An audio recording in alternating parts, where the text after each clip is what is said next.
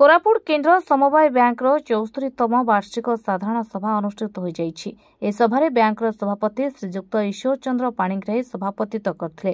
एही अवसर में निजर अभिभाषण में श्रीजुक्त पाणिग्राही बैंक द्वारा ग्रहण करा जाइथिबा विभिन्न कार्यक्रम उपरे आलोकपात करथिले।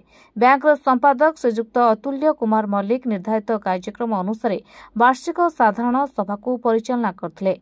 बैंक एजीएम श्रीजुक्त हरिश्चंद्र बनागाड़ी सभार आलोचित विषयवस्तु गुड़िक उपस्थित अंशीदार मानक अवगति निमंते उपस्थापना करथिले।